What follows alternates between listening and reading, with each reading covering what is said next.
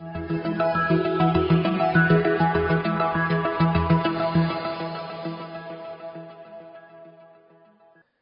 اللہ الرحمن الرحیم۔ السلام علیکم۔ درود و سلام ہو محمد و آل محمد پر۔ بیست خبر نامہ میں خوش آمدید۔ 30 نومبر 2020 کی ملکی اور عالمی خبروں کے ساتھ میں ہوں اسد عباس۔ سب سے پہلے نظر ڈالتے ہیں آج کی اہم خبروں پر۔ فضائی آلودگی پر نظر رکھنے والے امریکی ادارے ایئر کوالٹی انڈیکس نے آج صبح اپنی تازہ ترین رپورٹ جاری کی ہے، جس کے مطابق لاہور کو ایک بار پھر دنیا کا آلودہ ترین شہر قرار دیا گیا ہے۔ اس انڈیکس پر 2 سال قبل بھی لاہور پہلے نمبر پر آ چکا ہے۔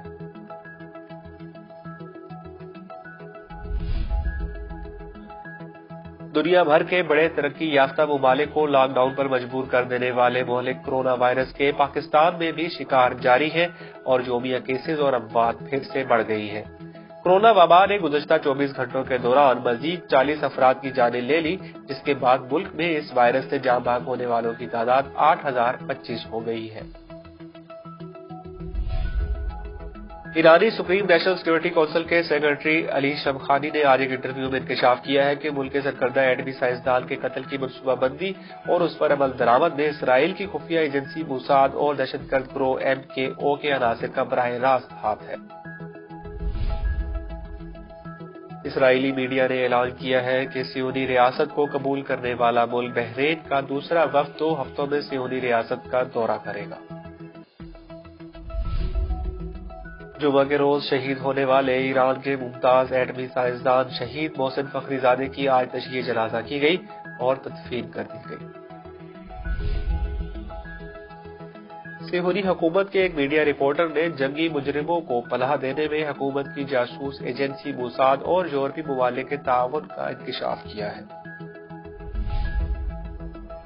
یمنی فوج کے ترجمان کا کہنا ہے کہ ایک راکٹ معرب میں سعودی اتحاد کے مشترکہ آپریشن روم میں ٹکرایا، جس کے نتیجے میں 8 سعودی فوجی ہلاک اور 7 زخمی ہو گئے ہیں۔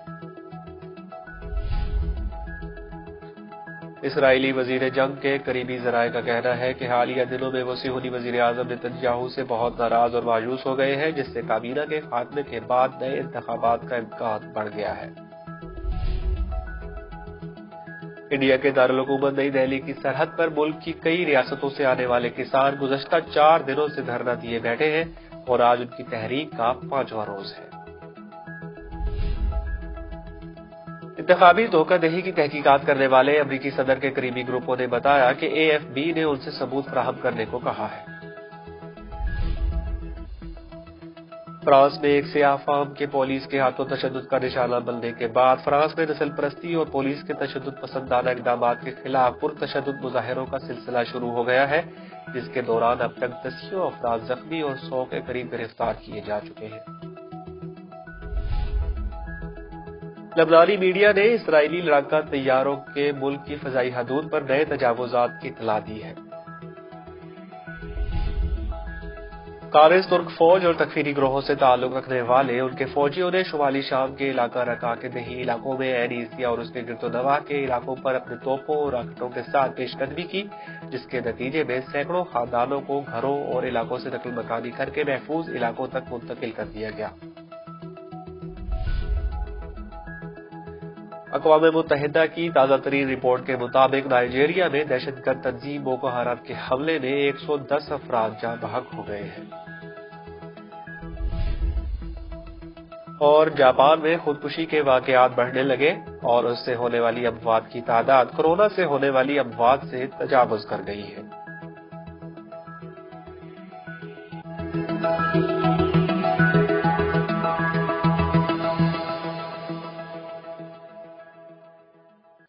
اور اب خبریں تفصیل کے ساتھ۔ فضائی آلودگی پر نظر رکھنے والے امریکی ادارے ایئر کوالٹی انڈیکس نے آج صبح اپنی تازہ ترین رپورٹ جاری کی ہے، جس کے مطابق لاہور کو ایک بار پھر دنیا کا آلودہ ترین شہر قرار دیا گیا ہے۔ اس انڈیکس پر 2 سال قبل بھی لاہور پہلے نمبر پر آ چکا ہے۔ ایئر کوالٹی انڈیکس کی جانب سے آج ریکارڈ اعداد و شمار کے مطابق ماضی میں باغوں کا شہر کہلانے والا لاہور نے فضائی آلودگی میں دنیا بھر کو پیچھے چھوڑ دیا ہے۔ ایئر کوالٹی انڈیکس کے تحت فضا میں موجود باریک ذرات یعنی پارٹیکولیٹ میٹر کی پیمائش کی جاتی ہے اور جسے 0 سے 500 کے درمیان یعنی کم از کم آلودہ سے لے کر زیادہ سے زیادہ آلودہ تک کے درمیان ترتیب دیا جاتا ہے۔ لاہور آج صبح اس انڈیکس پر 423 سکور کے ساتھ دنیا میں پہلے نمبر پر تھا، جبکہ شہر قائد کراچی آلودگی کے اعتبار سے آج 7ویں نمبر پر رہا۔ طبی ماہرین بار بار خبردار کرتے رہے ہیں کہ اگر فضا میں زہریلے ذرات کا تناسب 100 سے تجاوز کر جائے تو اس سے انسانی صحت پر انتہائی برے اثرات مرتب ہونا شروع ہو جاتے ہیں، لیکن حالیہ رپورٹ میں لاہور کا تناسب اس سے بھی تجاوز کر چکا ہے۔ دنیا بھر کے بڑے ترقی یافتہ ممالک کو لاک ڈاؤن پر مجبور کر دینے والے مہلک کرونا وائرس کے پاکستان میں بھی شکار جاری ہیں اور یومیہ کیسز اور اموات پھر سے بڑھ گئی ہیں۔ کرونا وبا نے گزشتہ 24 گھنٹوں کے دوران مزید 40 افراد کی جانیں لے لی، جس کے بعد ملک میں اس وائرس سے جاں بحق ہونے والوں کی تعداد 8025 ہو گئی ہے۔ National command and operation centre کی جانب سے جاری کردہ اعداد و شمار کے مطابق گزشتہ 24 گھنٹوں کے دوران ملک بھر میں مزید 2839 افراد میں کرونا کی تشخیص ہوئی ہے۔ اس طرح پاکستان میں کرونا کے مصدقہ مریضوں کی تعداد 3,98,024 ہو گئی ہے۔ واضح رہے کہ پاکستان میں کرونا وائرس کی دوسری لہر جاری ہے اور یومیہ کیسز اور اموات کی تعداد پھر سے بڑھ رہی ہے، جبکہ حکام کی جانب سے SOPs پر عمل درآمد پر بھی زور دیا جا رہا ہے۔ ایرانی سپریم نیشنل سیکورٹی کونسل کے سیکرٹری علی شمخانی نے آج ایک انٹرویو میں انکشاف کیا ہے کہ ملک کے سرکردہ ایٹمی سائنسدان کے قتل کی منصوبہ بندی اور اس پر عمل درآمد میں اسرائیل کی خفیہ ایجنسی موساد اور دہشت گرد گروہ MKO کے عناصر کا براہ راست ہاتھ ہے۔ سپریم نیشنل سیکورٹی کونسل کے سیکرٹری علی شمخانی نے آج ممتاز جوہری اور دفاعی سائنسدان شہید محسن فخری زادے کے جنازے کے موقع پر ایک انٹرویو میں کہا کہ شہید فخری زادے کا قتل انتہائی پیچیدہ تھا اور اسے الیکٹرانک آلات استعمال کر کے انجام دیا گیا اور کوئی بھی جائے وقوع پر موجود نہیں تھا۔ یہ اسرائیلی خفیہ ایجنسی موساد کا کام ہے۔ انہوں نے مزید کہا دشمن 20 سالوں سے اسے شہید کرنے کی کوشش کر رہا ہے، لیکن اب تک دشمن ناکام رہا۔ انہوں نے نشاندہی کی کہ اس بار بھی ملک کے انٹیلیجنس نظاموں نے ان کے خلاف ممکنہ واقعے کی درست پیشگوئی کی تھی۔ اطلاعات کے مطابق ایران کی مسلح افواج کے شعبہ تحقیقات اور جدید کاری کے سربراہ شہید محسن فخری زادہ کے قتل میں استعمال ہونے والا اسلحہ اسرائیلی ساخت کا ہے اور اس پر میڈ ان اسرائیل کنندہ ہے۔ موصولہ اطلاعات سے یہ بھی پتہ چلا ہے کہ دہشت گردی کی یہ کارروائی ایک remote control heavy machine gun کے ذریعے انجام دی گئی ہے جو ایک گاڑی پر نصب کی گئی تھی۔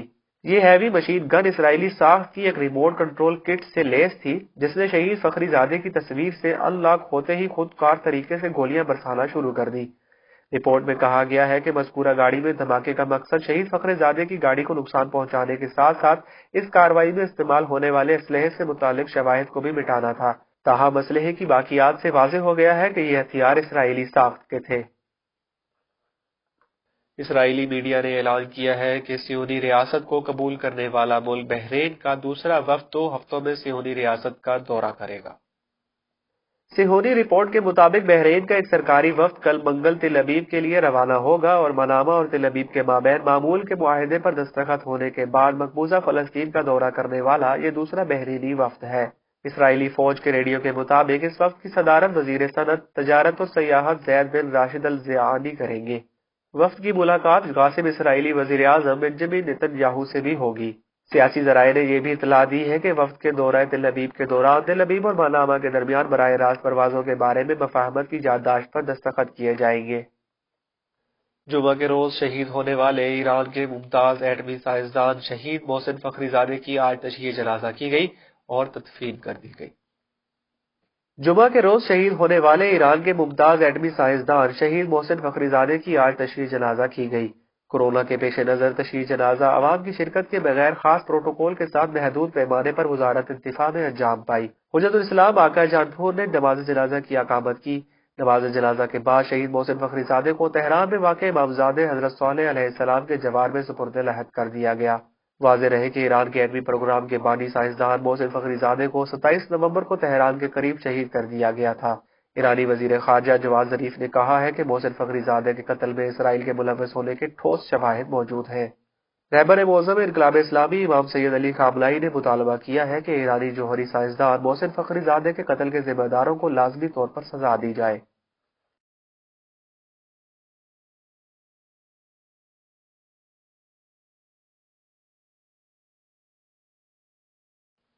صہیونی حکومت کے ایک میڈیا رپورٹر نے جنگی مجرموں کو پناہ دینے میں حکومت کی جاسوس ایجنسی موساد اور یورپی ممالک کے تعاون کا انکشاف کیا ہے۔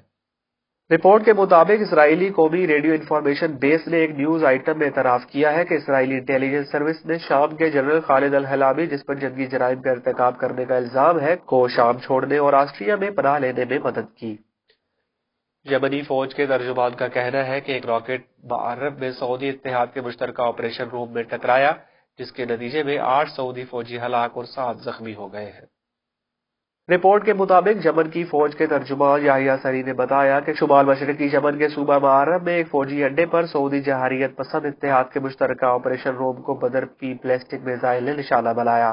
یمن کے خلاف 26 مارچ 2015 کو جنگ کے آغاز کے بعد ہی سعودی جہاریت پسند اتحاد نے مرکز کو اپنے انتظام و عملیہ کے کمرے کے طور پر استعمال کیا ہے۔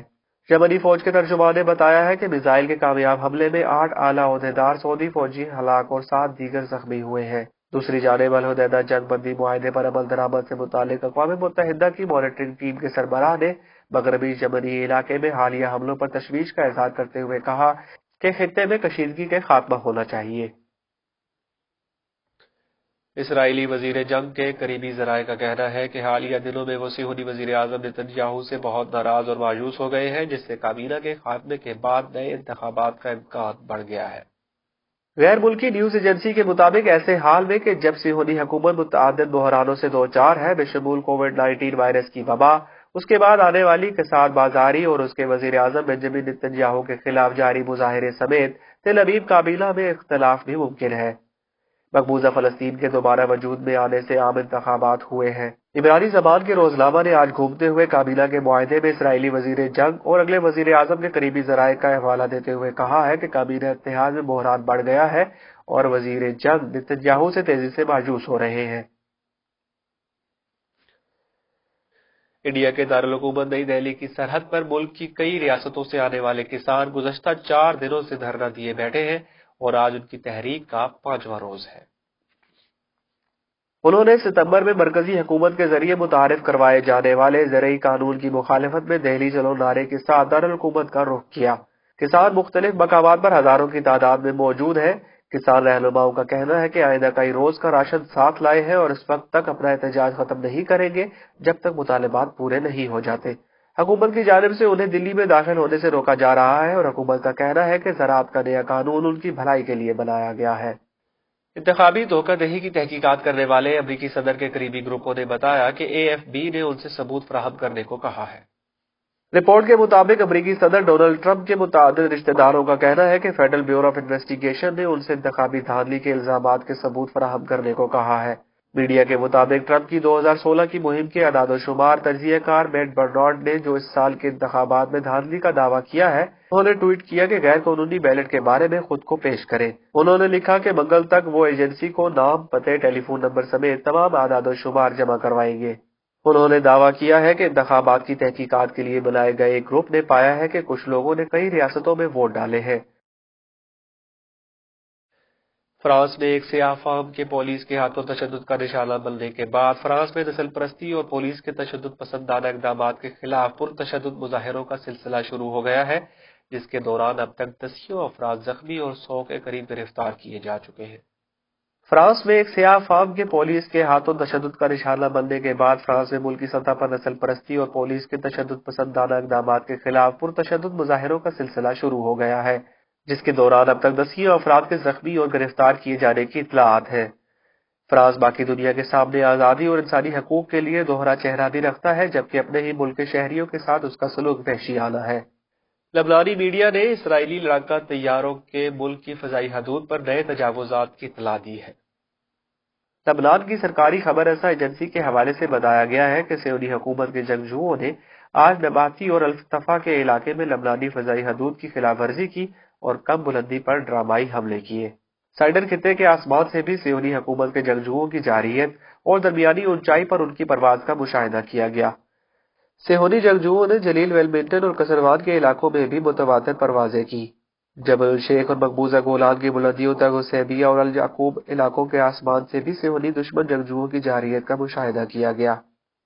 قابض ترک فوج اور تکفیری گروہوں سے تعلق رکھنے والے ان کے فوجیوں نے شمالی شام کے علاقہ رقہ کے دیہی علاقوں میں عین عیسیہ اور اس کے گرد و نواح کے علاقوں پر اپنے توپوں اور راکٹوں کے ساتھ پیش قدمی کی، جس کے نتیجے میں سینکڑوں خاندانوں کو گھروں اور علاقوں سے نقل مکانی کر کے محفوظ علاقوں تک منتقل کر دیا گیا۔ ذرائع نے بتایا کہ لگاتار دوسرے دن ترک قابض فوج اور ان کے مسلح فوجیوں نے توپ خانوں اور بھاری مشین گنوں کے ساتھ پیش قدمی کو جاری رکھا ہوا ہے۔ ان کے مطابق ہفتہ کو شروع ہونے والی یہ جارحیت اب بھی جاری ہے۔ خودکار ہتھیاروں کے بھاری استعمال کی وجہ سے پرتشدد آوازیں سنی جا رہی ہیں، جس کی وجہ سے عین عیسیہ اور اس کے آس پاس کے متعدد علاقوں میں بچوں اور خواتین سمیت شہریوں کی ہلاکتیں ہوئی ہیں۔ گزشتہ روز بھی ترکی کے قابض فوج کے حمایت یافتہ دہشت گرد گروہوں نے بین الاقوامی روڈ کے قریب مختلف علاقوں پر حملہ کیا، جس کے نتیجے میں شدید نقصان ہوا۔ اقوام متحدہ کی تازہ ترین رپورٹ کے مطابق نائجیریا میں دہشت گرد تنظیم بوکو حرام کے حملے میں 110 افراد جاں بحق ہو گئے ہیں۔ نائجیریا کے شمال مشرقی علاقے خوشوبہ میں دہشت گرد تنظیم بوکو حرام کی جانب سے قتل عام میں کم از کم 110 افراد جاں بحق ہو گئے۔ جاں بحق ہونے والوں میں زیادہ تر کسان اور مچھیرے شامل ہیں۔ عینی شاہدین کے مطابق موٹر سائیکلوں پر سوار بوکو حرام کے دہشت گردوں نے کھیتوں میں کام کرنے والے مرد اور خواتین کسانوں پر حملہ کیا۔ حملے کے بعد کئی خواتین کو اغوا بھی کر لیا گیا۔ نائجیریا میں بوکو حرام دہشت گرد گروہ دہشت گردانہ سرگرمیوں میں ملوث ہے اور اب تک دہشت گردی کے کئی واقعات میں ہزاروں افراد جاں بحق اور زخمی ہو چکے ہیں۔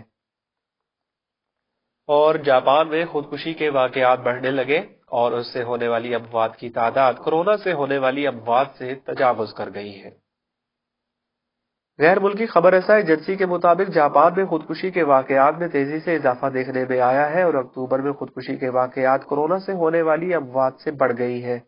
میڈیا رپورٹس کے مطابق گزشتہ ماہ جاپان میں 2153 افراد نے خودکشی کی، جبکہ جاپان میں کورونا سے اموات کی مجموعی تعداد 2087 ہے۔ رپورٹ کے مطابق جاپان میں خودکشی کرنے والوں میں خواتین کی تعداد مردوں کے مقابلے میں زیادہ ہے۔ بیست خبر نامہ میں اب تک کے لیے اتنا ہی۔ اگلے خبر نامہ تک کے لیے اجازت دیجیے۔ دیکھتے رہیے بیست تعلیمی ٹی وی چینل۔ اللہ حافظ۔